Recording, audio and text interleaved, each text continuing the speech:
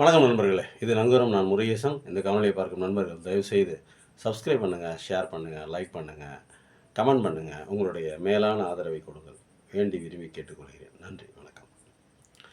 தமிழருவி மணியன், அவர் பேசின அந்த காணொலி பழசா புதுசான்னு தெரியல. ஆனால் நம்ம கண்ணில் பட்டது இன்றைக்கி தான். சரி, ஒரு வீடியோ போடுவோமே. ஒரு சில கேள்வியெல்லாம் கேட்டிருக்காரு. அதனால் அவருக்கு ஒரு பதில் சொல்லுவோமே அப்படின்னு தான், வேறு ஒன்றும் இல்லை. அவர் மிகப்பெரியவர், தேர்ந்த அரசியல்வாதி அப்படின்னு அவர் நம்பிக்கிட்டு இருக்காரு, நினச்சிக்கிட்டு இருக்காரு. அப்படி கூட இருக்கலாம், தப்பு இல்லை. ஆனால் நம்ம அந்த அளவுக்கு நம்ம ஒர்த்து இல்லை. ஆனால் அவர் கேட்குற கேள்வி தமிழ்னு பேர் வச்சுருக்காரு. தமிழ் அருவி மணியன். அருவினா அது எவ்வளோ பெரிய ஒரு அருமையான சொல். தமிழ் ஒரு அருமையான சொல், அதில் அருவி ஒரு அருமையான சொல்.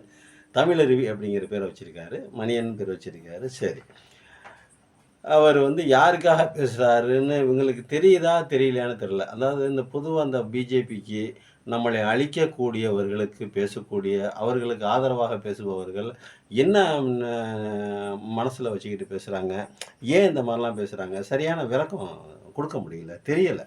வேணும்னு பேசுகிறாங்களா, தெரிஞ்சு பேசுகிறாங்களா, தெரியாமல் பேசுகிறாங்களா, இல்லை ஒரு பிழைப்புவாதத்துக்காக பேசுகிறாங்களா, ஏன் பேசுகிறாங்கன்னு தெரில. என்ன சொல்கிறாரு, திராவிடம் என்றால் என்ன அப்படிங்கிறார். ரைட்டு, நியாயமான. திராவிடம் என்றால் என்ன? மக்களா, மண்ணா, நிலப்பரப்பா, இல்லை மொழியா, இல்லை இனமா, எது திராவிடன்னு கேட்குறாரு.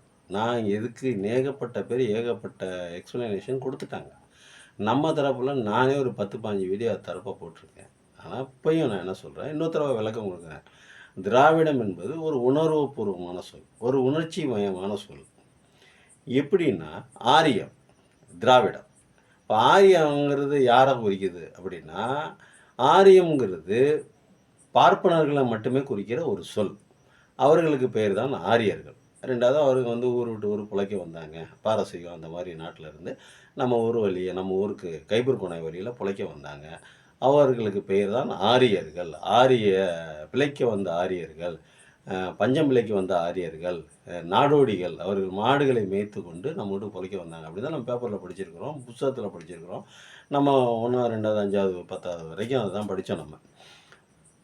கரெக்டுங்களா? இப்போ நம்ம திராவிடம்ங்கிற சொல்ல யார் வச்சது, முதல்ல யார் வச்சதுன்னா, அயோத்திதாசர் படித்தது தான் திராவிடங்கிற சொல்ல யூஸ் பண்ணதாக சில பெரியவங்கலாம் சொல்லியிருக்காங்க. திருமாவும் அதான் சொல்லியிருக்காரு.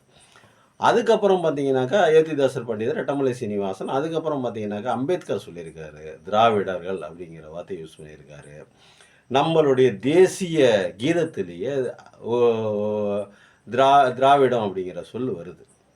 நம்மளுடைய தமிழ்தாய் வாழ்த்துலேயும் நீராறும் கடல் கொடுத்த அந்த பாடல்லையும் திராவிடங்கிற சொல் வருது. இவர்களெல்லாம் இந்த தேசிய கீதம் இயற்றிய ரவீந்திரநாத் தாகூராக இருக்கட்டும், நம்ம தமிழ்தாய் வாழ்த்து எழுதின அவர் சுந்தரனாராக இருக்கட்டும், இதெல்லாம் அவர்களெல்லாம் ஜீனியஸுங்க, மிகப்பெரிய லெஜெண்டு. அவங்கெல்லாம் எழுதியிருக்காங்க. இதுக்கெல்லாம் மீறி அவர்களை விட இவர் லெஜெண்டு அப்படிங்கிறத தான் அவர் கேட்குறாரு. திராவிடம்ங்கிறது என்ன? மக்களா, மொழியா, நிலப்பரப்பா, இனமா அப்படின்னு கேட்குறாரு. கரெக்ட், அவர் கேட்குறது கரெக்ட். அவருக்காக பதிலெலாம் எப்படி சொல்கிறதுன்னு தெரியல. அது ஒரு உணர்ச்சி பூர்வமான சொல். ஆரியர்கள் அப்படின்னா பார்ப்பனர்கள் தான் ஆரியர்கள் சொல்கிறோம். அப்போது நமக்கு எதிரி யார்? இப்போ தமிழ்லையும் பார்ப்பனர்கள் இருக்காங்க, வடநாட்டிலையும் பார்ப்பனர்கள் இருக்காங்க, உத்தரப்பிரதேசத்துலேயும் பார்ப்பனர்கள் இருக்காங்க, எல்லா இந்தியா பூரா பார்ப்பனர். ஆனால் அவர்களுக்கென்று ஒரு மொழி இல்லை, அவர்களுக்கென்று ஒரு மாநிலம் இல்லை, அவர்களுக்கென்று ஒரு மண் இல்லை. இப்போ நமக்கு தமிழ் மண் இருக்குது, இப்போ வங்காளிக்கு வங்காள மண், கல்கத்தா மண் இருக்குது. அது மாதிரி ஒவ்வொரு குஜராத்தி மண் இருக்குது. ஆனால் பார்ப்பனர்களுக்கு மட்டும் மொழி, அந்த மண் இல்லை. அவர்கள் மொழி சமஸ்கிருதம், அது செத்து போச்சு. ஆரியம் போல் கெட்டு வழக்கழிந்து ஒளிந்து அப்படிங்கிறது தான் சுந்தரனார் சொல்கிறார், மனோன்மணியன் சுந்தரனார் சொல்கிறார். அப்படி அது கெட்டு போச்சு, அழிஞ்சு போச்சு. ஏன்னா அவர்களுக்கு என்று ஒரு தனியான ஒரு மாநிலம்னு ஒன்று இல்லை, ஒரு மொழிவழி தேசியம் அவர்களுக்கு இல்லை. அவர்கள் அவர்கள் பாஷைன்னு சொல்லிட்டு ஏதோ ஒன்று கொண்டு நம்ம மேலே திணிக்கிறாங்க, சமஸ்கிருதத்தை. நமக்கு அதுக்கும் சம்மந்தம் இல்லை. அவர்கள் இந்த நாட்டுக்கான மொழியும் அல்ல. இந்த நாட்டில் இருக்கிற எல்லா மொழியும் பார்த்திங்கன்னா, இந்த நாட்டில் இருக்கிற எல்லா மொழியும் பார்த்திங்கன்னா தமிழ் கலந்துருக்கும். இந்தியாவில் இருக்கிற அனைத்து மொழியிலையும் தமிழ் கலந்துருக்கும். தெலுங்கில் எடுத்துங்க, கன்னடத்தில் எடுத்துங்க, அந்த உருதை தவிர, உருது, சமஸ்கிருதம் தவிர இந்தியாவில் இருக்கிற அனைத்து மொழிகளும் தமிழ் மிக்ஸ் ஆகிருக்கும். இந்த தமிழோட கொண்டு வந்து உருதையும் சமஸ்கிருதத்தையும் மிக்ஸ் பண்ணி தான் ஒவ்வொரு மொழியாக இந்தியாவில் கண்டுபிடிச்சாங்க. தெற்காசியா முழுவதும் பரவி வாழ்ந்தவர்கள் நாகர்கள் அப்படிங்கிற ஒரு இதை தான் சொல்கிறாங்க. அப்போது திராவிடம் அப்படிங்கிறது பார்ப்பனர்களுக்கு, ஆரியர்களுக்கு எதிரான ஒரு சொல். இப்போ தமிழ்நாட்டு அவங்க கேட்டால் என்ன சொல்லுவாங்க? இப்போ தமிழ்நாட்டு பிராமணரும் வங்காளதேச பிராமணரும் நீங்கள் ஹலோ நீங்கள் எந்த ஊர்? நான் வந்து தமிழ்நாட்டுடைய பிராமணன். நீ எந்த ஊர்? நான் வந்து வங்கதேசோட பிராமணர் அப்படின்னு தான் சொல்லுவாங்க. இப்படி தானே சொல்லுவாங்க. ஆனால் தமிழன்னு சொல்ல முடியாது, தமிழ்நாடுன்னு சொல்ல முடியாது.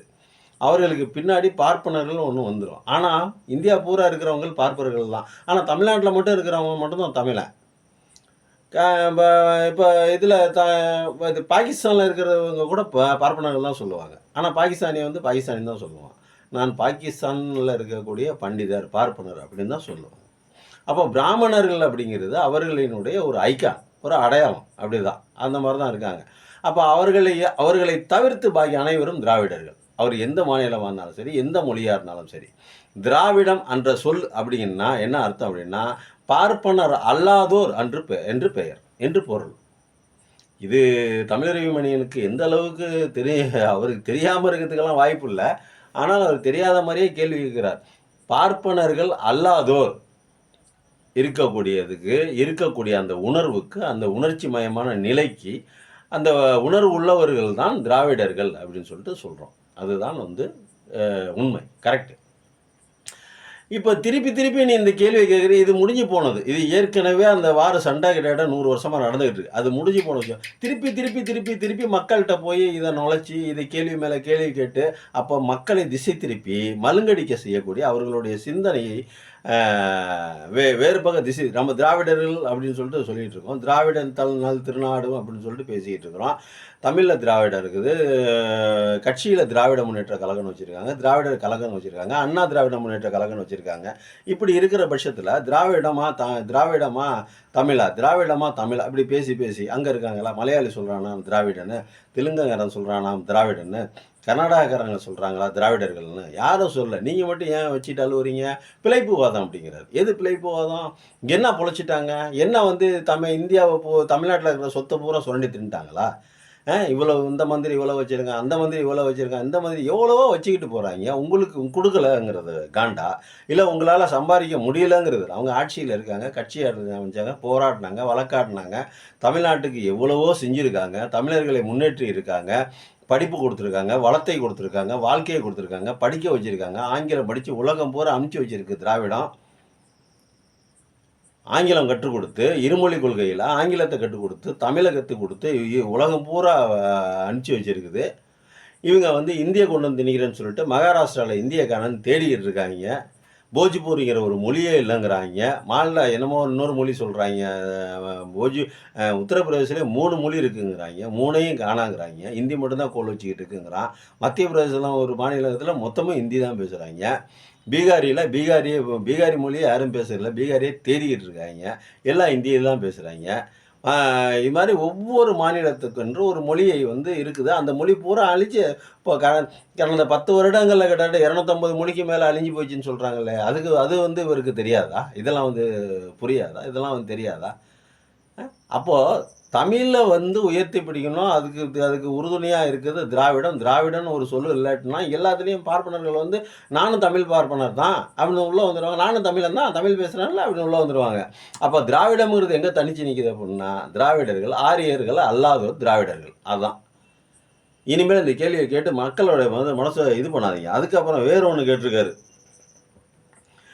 நம்ம 1920லேருந்து 1937 வரைக்கும் நீதி கட்சி ஆட்சி புரிஞ்சிருக்குது. அந்த 17 வருஷம் நீதி கட்சி ஆட்சி வந்து காங்கிரஸ் இல்லாததுனால, காங்கிரஸ் சட்டசபை தேர்தலில் நிற்கிறதுக்கு அது விரும்பலை. அதனால் வந்து இவங்க ஆட்சியில் இருந்தாங்க. ஒருவேளை காங்கிரஸ் இருந்திருந்தால், ராஜாஜி 1937 வந்திருக்காரு. அந்த ராஜாஜி வந்ததுக்கப்புறம் பார்த்தீங்கன்னாக்கா இந்த நீதி கட்சிக்காரங்களாம் தெரிச்சு ஓடி போயிட்டாங்க. அவர்களுக்கு அரசியலில் நிற்க முடியல, அவர் எல்லாத்துலேயும் தோற்று போனார்கள், கட்சியை கலைச்சிட்டு வெளியில் போயிட்டாங்க அப்படின்னு. இதெல்லாம் வந்து ஏதாவது சொல்லணுங்கிறதுக்காக ஏதாவது சொல்ல வேண்டியது. எப்படி ஓடி போயிட்டாங்க? அவங்க நீதி கட்சியில் இருந்தவங்க பூரா லெஜெண்டு, ஜீனியஸ். எல்லாம் நாட்டுப்பற்றோட, தமிழ் பற்றோட, தமிழ் மண் பற்றோட இருந்தவங்க. அவங்க எப்படி ஓடி போவாங்க? எப்படி ஒளிஞ்சு போவாங்க? ஒருவேளை காங்கிரஸ் ஜெயிச்சிருக்கலாம், இல்லைன்னு சொல்லல. காங்கிரஸ் ஜெயிச்சு விட வந்திருக்கலாம். எப்போ ஜெயிச்சிடலாம்? அவர் நியமன முதலமைச்சர் தான். நியமன பிரைமரி தான். நியமன பிரதம அமைச்சர் தான் இவரு. ராஜாஜி. அப்படின்னு தான் நம்ம படிச்சிருக்கிறோம். இது எந்த அளவுக்கு உண்மை பொய்ன்னு தெரியல. இருந்தாலும் நம்ம சொல்றத வந்து மனசுல வச்சுக்கங்க. நியமன பிர ஒரு மந்திரி தான் அவரு. முதலமைச்சர் தான். அவரு பிரதம மந்திரின்னு சொல்லிட்டு அந்த காலத்துல சொன்னாங்களாம். சரி, அது ஒரு பக்கம் இருக்கட்டும். அவரு ராஜாஜி வந்துட்டாருனால நீதி கட்சிக்காரங்கலாம் பயந்து ஓடி போயிட்டாங்க, தோத்து ஓடி போயிட்டாங்க. இதெல்லாம் இப்படிலாம் பேசலாமாங்க? ஒரு பெரிய மனுஷன் அப்படிலாம் பேசாமா? அது தவறு இல்லையா? 1930 ராஜாஜி ஆட்சிக்கு வந்ததுக்கப்புறம் நீதி கட்சிக்காரர்கள் ஓடியே விட்டார்கள். ஓடி ஒளிஞ்சிட்டாங்க. கட்சியே இல்லை, கலைச்சிட்டாங்க. அதுக்கப்புறம் தான் திராவிட கழகம் வந்துச்சு. அதுக்கு முன்னாடி வந்து 5000 ரூபா வாங்கியிருந்தாங்களாம் சம்பளமெல்லாம். இதில் நீதி கட்சி காலத்தில் ஒவ்வொரு மந்திரியும், ஒவ்வொரு சட்டமன்ற உறுப்பினரும், ஒவ்வொருத்தரும் 5000 ரூபா சம்பளம் வாங்கியிருந்தாங்களாம். எப்படிங்க நம்ம 1930 5000 ரூபா சம்பளம்னா எவ்வளோ பெரிய காசுங்க? யாராவது நம்புவாங்களாங்க? யோசிச்சு பாருங்க. இதெல்லாம் வந்து இப்போ இல்லை, எப்படியெல்லாம் பேசுகிறாங்க. ஆனால் இவர் ராஜாஜி வந்ததுக்கப்புறம் 500 ரூபாயை குறைச்சி விட்டாராம். எதுக்கு குறைச்சாராம்? நம்மெல்லாம் எளிமையானவர்கள், எளிமையாக வாழ வேண்டும், நம்மலாம் மக்களுக்கு சேவை செய்ய வந்தோம், மக்களுக்காக தான் உழைக்க வந்தோம். அப்போ வந்து நம்ம வந்து சம்பளத்தை குறைச்சிக்கணும், நம்ம இவ்வளோ சம்பளம் நமக்கு எதுக்கு அப்படின்னு சொல்லிட்டு ராஜாஜி குறைச்சிட்டாராம். மக்களுக்காக சேவை செய்ய வந்தாராம். எந்த மக்களுக்காக சேவை செய்ய வந்தாருன்னு தெரியல. மக்களுக்காக சேவை செய்ய வந்தவர் எதுக்காக 4000 பள்ளிக்கூடங்களை மூடணும்? அரசு பள்ளிகளாக இருந்த 4000 கல்விக்கூடங்களை எதுக்காக மூடணும்? அப்போ யாருக்கு வந்து அவர் சேவை செஞ்சார்? எந்த மக்களுக்கு சேவை செஞ்சார்? அதுக்கப்புறம் தான் காமராஜரை கொண்டு வந்து, காமராஜர் வந்து ஒரு சுத்தமான சுதந்திர போராட்ட தியாகி. எந்த விதமான ஒரு சன்னியாசி மாதிரி, எந்த விதமான சொந்த பற்றும் இல்லாமல், தாய் பற்றும் இல்லாமல், பாசப்பற்றும் இல்லாமல், எதுவுமே இல்லாமல், இந்த நாட்டின் மேலே மட்டும் பற்று கொண்ட ஒரு மாபெரும் தலைவன். இந்த உலகத்தில் பார்க்க முடியாத ஒரு மாபெரும் தலைவன் அப்படின்னா, தூய்மையா இந்தியாவை, இந்த மண்ணை நேசித்தவர் ஒரு மனிதர் இருக்காருன்னா, அவர் வந்து பச்சையா சொல்லலாம் காமராஜர் அப்படின்னு. அந்த மனிதன் அரசியலே வேணாம், நான் வந்து எலெக்ஷன்லாம் அதெல்லாம் செட் ஆகாது அப்படின்னு சொல்லிக்கிட்டு இருந்த காலகட்டத்தில் பெரியாரின் தூண்டுதலின் பேரில் தான், நீங்கள் வாங்க, நீங்கள் நில்லுங்க, உங்களை ஜெயிக்க வைக்கிறோம், ஒன்றும் பிரச்சனை இல்லை, நீங்கள் வந்து நீங்கள் சேவை செய்யணும், இந்த நாட்டுக்கு தொண்டாற்றணும் அப்படின்னு சொல்லிட்டு, இதே பெரியார் தான் அவர் தூண்டுதலின் பேரில் தான் காமராஜரை நிற்க வச்சு அரசியலில் கொண்டு வந்து ஜெயிக்கிறார். அவர் ஜெயிச்சு வந்ததுக்கப்புறம் பதிலடியா இவர் மூடின 4000 பள்ளிக்கூடங்களுக்கு மாற்றாக கிட்டத்தட்ட 16,000 பள்ளிக்கூடங்களை காமராஜர் அவர்கள் திறந்தார். கல்வி கண் திறந்த காமராஜர். அதற்கு வெறுந்துணையாக இருந்தவர், தூண்டுகோலாக இருந்தவர் தந்தை பெரியார். இந்த வரலாறுலாம் ஏன் சொல்லலை? ஏன் திராவிடம்னா என்னன்னு, திராவிடம்னு என்னன்னு கொஸ்டின் கேட்குறீங்க. ஆனால் திராவிடம் என்னென்ன செஞ்சதுங்கிறத ஏன் ஒத்துக்க மாட்டேங்கிறீங்க யாருமே? அதை மனப்பூர்வமாக ஏற்றுக்க மாட்டேங்கிறீங்களே. இந்த 70 வருஷத்தில் இந்த நாடு இவ்வளோ வளர்ச்சி அடைஞ்சிருக்க, சுதந்திரம் வாங்கி 1967 இது வரைக்கும் இந்த ஒரு 55 56 வருஷத்தில் இவ்வளோ சுதந்திரம், இவ்வளோ வளர்ச்சி அடைஞ்சிருக்கு. அதையே வந்து எல்லாருமே ஒத்துக்க மாட்டேன்றீங்க. தமிழ்நாடு முதன்மையான முதன்மையான மாநிலம் இருக்குது. அதே திராவிடங்கிற அந்த சொல்லு செஞ்சது தானே, திராவிட கட்சிகள் செஞ்சது தானே, அதையும் ஒத்துக்க மாட்டேங்கிறீங்க. நீங்கள் வந்து மாற்று கட்சிக்காரங்களாக இருங்க, மாற்று கருத்து உள்ளவர்களாக இருங்க, நீங்கள் எப்படி வேணாலும் இருங்க, அது வேறு விஷயம். ஆனால் உண்மையை ஒத்துக்கணுமா இல்லையா? அது கூட ஒத்துக்க முடியலன்னா எப்படி? எதுக்கு எடுத்தாலும் திமுக குறை சொல்லிட்டு எல்லாத்துக்கும் இப்போலேருந்து இல்லை, அந்த காலத்தில் இருந்தே என்னைக்கு எமர்ஜென்சி வந்துச்சோ அப்போயிலிருந்தே திமுகனாவே உங்களுக்கு பிடிக்காது. திமுகவை திட்டுறது, திமுகவை கடிஞ்சிக்கிறது, திமுகவை கழுவி ஊற்றுறது, இந்த மாதிரி வேலையெல்லாம் செஞ்சுக்கிட்டு இருந்தாங்க. மக்களுக்கு சேவை செய்யினார் ராஜாஜி. இதெல்லாம் எப்படியெல்லாம் பேசுகிறாரு பாருங்க.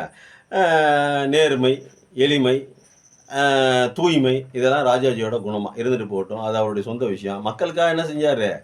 நேர்மையாக இருக்குது, எளிமையாக இருக்குது, தூய்மையாக இருக்குது. அவர் லஞ்சம் வாங்கினான்னு யாரும் சொல்லலை, அவர் கொள்ளையடிச்சார்னு யாரும் சொல்லலை. அதெல்லாம் நாங்கள் யாருமே பேசலையே. அவர் இன்னும் தமிழ்நாடு கொண்டாடுகிறது. எப்படி கொண்டாடுது? மூதறிஞர் ராஜாஜின்னு தான் கொண்டாடுது. அவர் மேலே யாரும் எந்த விதமான குறையும் சொல்லலை. நீங்கள் இனிமேல் சொல்ல வச்சுருவீங்க போல். இந்த 4000 பள்ளிக்கூடத்தை மூணுனதுங்கிறது இன்றைக்கி இருக்கிற பிள்ளைங்களுக்கு எவ்வளோ பேருக்கு தெரியும்னு தெரியல. ஆனால் அவர் மூடினது உண்மை, அது காமராஜர் திறந்தது உண்மை. இந்த மாதிரிலாம் வழக்கு இருக்குது. இப்போ நீங்கள் வந்து இப்போ ஜெகத் ரட்சகன் அவ்வளோ சம்பாதிச்சார், அதுக்கப்புறம் வந்து ஸ்டாலின் ஓட்ட வச்சிருக்கிற காரோட விலை என்ன, ஸ்டாலின் மகன் வச்சிருக்கிற அந்த காரோட விலை என்ன, இதுக்கு இந்த காசெல்லாம் எங்கேருந்து வந்துச்சு, யார்கிட்ட திருடினது, கொள்ளையடிச்சது, தமிழ்நாட்டு மக்களை சுரண்டது. ஆமாம், சுரண்டது நீயே வச்சுக்க, வழக்கு போடு. சுரண்டது வந்துட்டு ஆதாரம் இருக்கா? அவங்க சுரண்டதுக்கு, கொள்ளையடிச்சதுக்கு, திருடினதுக்கெல்லாம் ஆதாரம் இருக்கலாம். அப்போ வழக்கு போட்டுருங்க. வழக்கு போட்டால் அவங்க சந்தேகத்துக்கு ரெடியாக இருக்காங்கல்ல. அவங்க அதுக்குள்ளே பேப்பர்ஸ் கொடுக்குறாங்கல்ல. ஐயா, நான் அது மாதிரி சம்பாரித்தேன், இந்தந்த மாதிரி எங்களுக்கு பணம் வந்துச்சு, இந்தந்த மாதிரி நாங்கள் இன்வெஸ்ட் பண்ணோம், இந்தந்த மாதிரி முதலீடு பண்ணோம், அது வளர்ந்துருக்குது, அது அந்த பாருங்கள், இன்கம் டேக்ஸ் கட்டுறோம், ஐடி கட்டுறோம், எல்லாமே காமிப்பாங்கல்ல. சினிமா தயாரிக்கிறாங்க, அதுக்குள்ளே காமிப்பாங்க. ரெட் ஜெயண்ட் வச்சு தயாரிங்க, அதுக்குள்ளே காமிப்பாங்க. சன் டிவி இருக்குது, அதுக்கு காமிப்பாங்க. கலைஞர் டிவி இருக்குது, அதுக்குள்ளே பேப்பர்ஸ் இருக்கும். எல்லாம் சட்டத்துக்கு உட்பட்டு தான் ஒரு காரியத்தை செய்ய முடியும். பல கோடி ரூபாய், சில கோடி ரூபாய் மேலே, 1 கோடி 2 கோடிக்கு மேலே சொத்து போயிட்டாவே முறையான பேப்பர் இல்லாமல், முறையான இது இல்லாமல் எதுவுமே அரசாங்கத்தில் செய்ய முடியாது. அப்படி செஞ்சால் கொள்ளையடிச்சான் அப்போ இருந்து கொள்ளையடிக்கான், அப்போ இருந்து கொள்ளையடிக்கிறான், காரு இவ்வளவு, போட்டுக்கிற பேண்ட்டு இவ்வளவு, சட்டை இவ்வளவு, இதெல்லாம் தேவையில்லாது. உங்களுக்கு சந்தேகம்னா வழக்கு போடுங்க, அதை சமாளிக்கட்டும். அதை சமாளித்து வெளியே வரட்டும். குற்றவாளிகளாக இருந்தால், குற்றம் இருந்தால் தண்டனை அனுபவிச்சுட்டு போகட்டும். உங்களுக்கு என்ன பயமாக இருக்குது? வழக்கு போடுங்க. இப்போ சுப்பிரமணிய சாமி வழக்கு போட்டால ஜெயலலிதா அம்மா மேலே, அந்த மாதிரி நீங்கள் ஒரு வழக்கு போடுங்க. அதை விட்டு டிவியில் வந்து உட்காந்துக்கிட்டு இது இப்படி பண்ணிட்டாங்க, இது இப்படி கொள்ளையடிச்சாங்க, இது இங்கே இவ்வளோ ரூபா காமிச்சு, அங்கே அதுக்கெல்லாம் என்ன ஆதாரம்? வழக்கு போட்டுட்டா வேலை முடிஞ்சு போச்சு. நீதிமன்றம் பார்த்துக்க போகுது. ஆமாப்பா, நீங்கள் இது மாதிரி பண்ணியிருக்கீங்கப்பா, தண்டனைப்பா உங்களுக்கு. நீதிமன்றம் கொடுத்துட்டு போகுது, வாங்கி அனுபவிச்சுட்டு போகிறாங்க. அதை விட்டு ஜெகத்ரட்சன் சம்பாதிக்கிறாரு, வேவாவில் சம்பாதிக்கிறாரு, அதை பண்ணுறாரு, இதை பண்ணுறாரு. என்னைய மாதிரி நானும் ஒன்று சிம்பிளாக இருந்தேன். நீங்கள் சம்பாதிக்க முடியல, அதுக்கு என்ன பண்ண முடியும்? நீங்கள் ரஜினி பின்னாடி போய் கட்சியை காப்பாற்றுறேன் அப்படி இப்படின்னு போனாக்கா எப்படி சம்பாதிக்க முடியும்? அந்த மாதிரிலாம் இருக்குது. ஐயா தமிழறிவி மணியன் அவர்கள் மிகப்பெரிய புத்திசாலி, திறமைசாலி, நல்லா பேசுகிறாரு. அதனால் அவருக்கு நம்ம ஒரு வணக்கத்தை தான் சொல்லணும். கொஞ்சம் கவனமாக பேசுங்க. தமிழ்நாட்டு மக்களை மடைமாற்றாதீங்க. தப்புன்னு படித்தா தண்டனை கொடுக்கறதுக்கு என்ன வழி, அதை பாருங்கள், வழக்கு போடுங்க, அது அப்புறம். ஆனால் டிவியில் உட்காந்துக்கிட்டு எனக்கு நான் இல்லாததையும் பொல்லாததையும் சொல்லி அசிங்கப்படுத்தி பேரை கெடுத்துடாதீங்க. அது நல்லதுக்கு இல்லை. இன்னொன்று சொல்கிறாரு, அதை விட முக்கியமா, டிஆர் பாலு கேட்குறாராம், யார கவர்னர் மாளிகையை பார்த்து கேட்குறான், வாயை மூடு. யாரை கேட்குறாரு? கவர்னர் மாளிகையே வாயை மூடு அப்படின்னு சொல்கிறாராம். யார் சொல்கிறது? டிஆர் பாலு சொல்கிறாராம். எனக்கு கவர்னர் மேலெல்லாம் கோபம் இல்லை, டிஆர் பாலு மேலெல்லாம் எனக்கு கோபம் இல்லை. எனக்கு யார் மேலே கோபம் தெரியுமா? அந்த அமித்ஷாவும் அந்த மோடியும். அவருங்க பார்த்துக்கிட்டே தான் இருக்காங்க, இவங்க பேசுகிறது செய்கிறதெல்லாம் அப்படின்னு. தலைவா, அவங்களால ஒன்றும் செய்ய முடியாது தலைவா. அங்கே ஒன்றும் இப்போ விஷயம் இல்லை. இவர்கள் மேலே இருக்குது. நீங்கள் என்ன இருக்குங்கிறீங்க? முதுகில் அழுக்கு இருக்குன்னு தானே சொன்னீங்க. முதுகில் அழுக்கு ஒட்டி இருக்குது அப்படின்னு தானே சொன்னீங்க திமுகக்காரங்க மேலே. அப்படி தானே உங்கள் வாதம். அதானே இப்போ நீங்கள் இந்த காணொலியில் சொன்னீங்க. நான் ஒன்று சொல்கிறேங்க இல்லைங்கய்யா, இங்கே அழுக்கு தான் ஒட்டி இருக்குது. அவங்க அழுக்கு மூட்டையே தூக்கி வச்சுக்கிட்டு இருக்காங்க முதுகில். அது தெரிஞ்சுக்குங்க. அங்கே எவ்வளோ ஊழல் நடந்திருக்குன்னு உங்களுக்கு தெரியுமா? எல்லாம் தெரிஞ்சு எங்கே ஊழல் நடந்திருக்குங்கிறது, என்னென்ன பண்ணுறாங்கிறது உலகத்துக்கே தெரியும், ஊருக்கே தெரியும். கேஸு போட்டு சுப்ரீம் கோர்ட்டில் சிரிக்குது. பிஎம் கேர் ஃபண்டில் இருந்து 7.5 லட்சம் ரோடு போடுற விஷயத்துலேருந்து 18 கோடி ரூபாய்க்கு ரோடு போடுறான்னா, எவனாவது 250 கோடி ரூபா செலவு பண்ணி ரோடு போடுவானா? ஒரு அநியாயம் இல்லையா? 18 கோடினா 36 கோடி ரூபா செலவு பண்ணால் அதில் ஒரு நியாயம் இருக்குது. விலைவாசி ஏறி வச்சிங்க, தார் வேலை ஏறி வச்சிங்க, ஜல்லி வேலை ஏறி வச்சிங்க, ஆள் கூலி ஏறி வச்சிங்க, போக்குவரத்து செலவு அதிகமாகிடுச்சிங்க, பெட்ரோல் செலவு டீசல் செலவு ஜாஸ்தி ஆச்சுங்க. ஏதாவது ஒன்று சொல்லித்தரேன்னா பரவாயில்ல. ஏன்னா 250 கோடி எங்கே இருக்குது, 18 கோடி எங்கே இருக்குது? எத்தனை மடங்கடா சேர்த்து கொள்ளையடிக்கிறது? இதெல்லாம் சொன்னால் அவங்களுக்கு கோபம் வந்துடும். அதனால் அவங்களாலாம் கேட்க முடியாது. ஏன் கேட்க முடியாதுன்னு, அவங்களே பெரிய அழுக்கு மூட்டையாக தோலில் சுமந்துட்டு இருக்காங்க. முதுகெல்லாம் ஒரு மூட்டையாக கட்டி தொங்க விட்டுருக்காங்க. பிஜேபி மேலே நிறைய மூட்டைகள் தொங்குது. தலையிலேருந்து கால் வரையும் மூட்டைகளாக தொங்குது. அவ்வளோ அழுக்கு மூட்டைங்க தான். அதை முதல்ல பார்த்து சரி பண்ணுறதுக்கு வழியை பாருங்கள். நீங்கள் பேசுகிறது, நீங்கள் செய்கிறது, கவர்னருக்கு ஆதரவாக பேசுகிறீர்கள், மோடிக்கு ஆதரவாக பேசியிருக்கீங்க, அமித்ஷாவுக்கு ஆதரவாக பேசுகிறீங்க. அந்த காணொலியில் தமிழறிவி மணியன் தமிழுக்கோ தமிழ்நாட்டிற்கோ தமிழ் மண்ணிற்கோ ஆதரவாக பேசவில்லை என்பதை பணிவுடன் தெரிவித்துக் கொள்கிறேன். நன்றி, வணக்கம்.